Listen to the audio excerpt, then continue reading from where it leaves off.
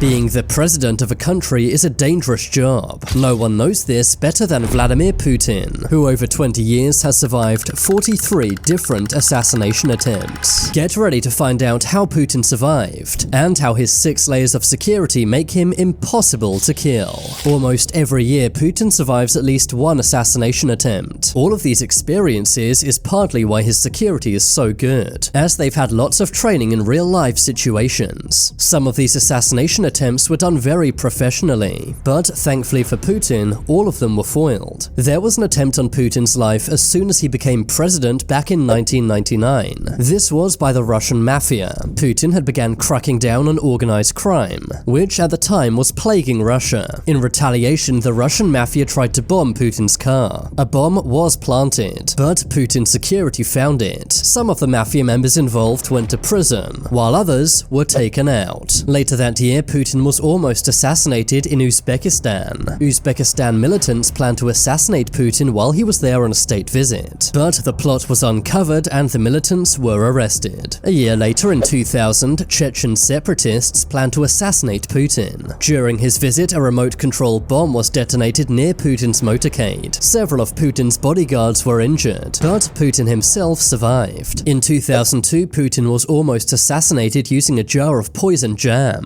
He was scheduled to have breakfast at a hotel in Crimea, but Putin's food testers discovered the poison jam before he ate it. Also in 2002, Putin went to a parade in Moscow's Red Square. In a nearby building, snipers were in position to take out Putin, but the Federal Protective Service, or FSO, caught wind of this, and swiftly arrested the snipers. As if 2002 couldn't get worse for Putin, he was nearly assassinated again, this time during a trip to Azerbaijan. An Iraqi man with connections to Chechen separatists wanted to assassinate Putin. He planned to plant explosives under Putin's car. However, the Azerbaijan police discovered his plan. The man was soon arrested and later sentenced to 10 years in prison. The same year, another man tried to blow up Putin with a bomb. He planned to drive along the motorway next to Putin's motorcade, and from his car detonate a 40-kilogram explosive. Luckily for Putin, the FSO found out. They rerouted Putin's motorcade, while at the same time ambushing and eliminating the would-be assassin. In 2003, Putin was nearly assassinated during a visit to the UK. 2 Russian men planned to assassinate Putin with snipers, but they were arrested by British officers from SO13, which is the UK's elite anti-terror police. The following year, the FSO discovered a plot to poison Putin's food. This was during a visit to a foreign country. Where this happened and who the perpetrators were remains classified, but it seems no food gets anywhere near Putin without being tested first. But some attempts on Putin's life are very close calls. In 2012, Putin visited Ukraine. During the trip, several men were arrested on the Black Sea. They were Chechen separatists who planned to take out Vladimir Putin. They had built various bomb vests. They had planned to blow up Putin and themselves. But luckily for Putin, Ukrainian police arrested the men. By now, you're probably asking, how is it possible for Putin to survive so many assassination attempts? You might think he's the luckiest man in the world, but luck has nothing to do with it. It's all thanks to Putin's 6 layers of security that make him an impossible target to kill. Putin's first line of defense is the Federal Protective Service, better known as the FSO. Their job is to protect high-up Russian officials by any means necessary.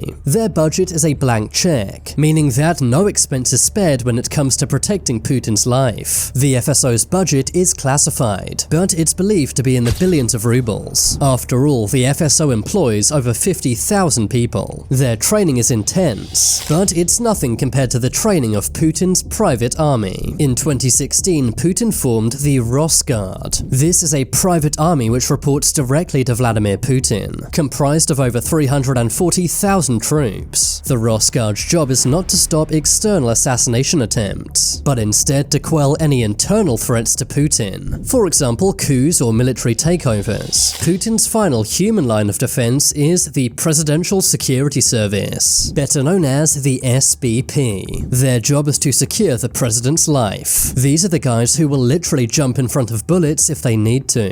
The SBP are Putin's personal bodyguards, but as there's so many people behind the scenes, they should never really be used. The FSO and the Rosguard should have taken out any threat before the bodyguards even got involved. If Putin's bodyguards ever need to take action, this means means over 2,500 people already failed in their jobs. Putin's bodyguards have insane training and a big responsibility. Instead of restraining any potential threats, their directive is to take them out. They're authorized to kill anyone who they perceive to be a threat. Putin's bodyguards are not allowed to be ex-police. That's because their training and restraint might make them less likely to use lethal force. Instead, Putin's bodyguards are mainly operational psychologists, coming from the highest ranks of Russia's special forces. They're trained in spotting potential threats simply by analyzing a person's facial expressions. Putin does not allow his bodyguards to display any sign of weakness, meaning they must be equipped to deal with extreme temperatures. This means no sweating in heat or shivering in cold is allowed. Putin's bodyguards must be very strong and able to run for miles with no breaks. They also must be between 19 and 35 years old, be between 5'7" and 6'2" in height, and weigh between 75 and 90 kilograms. They must also speak at least 5 languages and understand politics. Something you'll notice about Putin's bodyguards is they're always carrying briefcases. However, these aren't briefcases at all. Instead, they're expandable bulletproof shields. Putin's bodyguards are also equipped with 9mm Gurza pistols, loaded with armor-piercing bullets. Putin's bodyguards also hold umbrellas. These do act as normal umbrellas, but they're made of Kevlar, meaning that they can double up as bulletproof shields. Some of Putin's bodyguards are even dressed in plain clothes. They blend into crowds, allowing them to get close to anyone they think could be a threat. Some of Putin's bodyguards will be far away, hidden in nearby buildings with snipers. Some sniper nests are clearly visible to deter any potential attacks, while others are stealthily hidden away. Putin's bodyguards also check any room he goes into before he enters, making sure there are no explosives, cameras, or listening devices. They also examine and taste all of Putin's food, making Putin impossible to poison. But Putin's 6 layers of defense don't just include humans. For example, Putin's limo. Putin already has an insane motorcade. Everywhere he goes, dozens of cars and motorbikes follow. Putin's limo is a Russian-made Aura Senate. The limo is bomb and bulletproof from every angle. It's even resistant to chemical gas attacks. There are tiny cameras all over the car, allowing Putin's bodyguards inside the car to see every angle. There are even secret exits on the car's roof and rear, as well as various hidden compartments for AK-47s. But nowadays, Putin does most of his traveling by train. He does this using a so-called ghost train. Putin's train looks exactly the same as any other train in Russia. The only external difference are the signal blockers mounted on top. But there is nothing regular about the interior of Putin's train. The interior is very luxurious, complete with health and fitness centers, various offices, an entertainment room, and even its own medical center.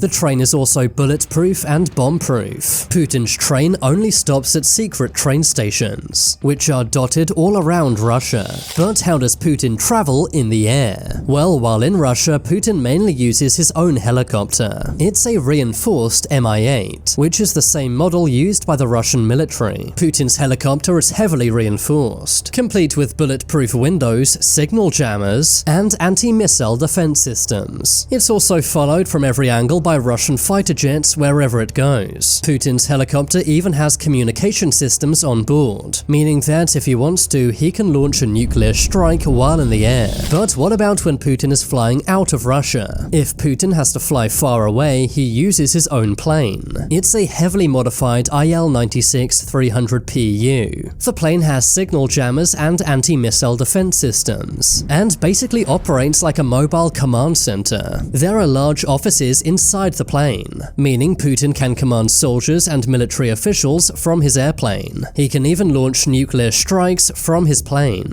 The plane even has a secret escape capsule, meaning that Putin can escape if anything goes wrong in the air. The interior of the plane is total luxury, with gold decorations all over the place, as well as gyms, bedrooms, shower rooms, and more. Not surprising, seeing as Putin's plane cost over $550 million. All of these layers of security make Putin an impossible target to kill. It may seem over the top, but seeing as Putin has survived over 43 assassination attempts during his tenure, maybe all of this is totally necessary. And due to the ongoing invasion of Ukraine, Putin has a bigger target on his back than ever before. But now it's time for you to make your voice heard. What are your thoughts on Vladimir Vladimir Putin? Comment below. If you want to see my short videos, then check out my second channel. Leave a like if you enjoyed. And if you haven't already, then what are you waiting for? Subscribe to Top 10s.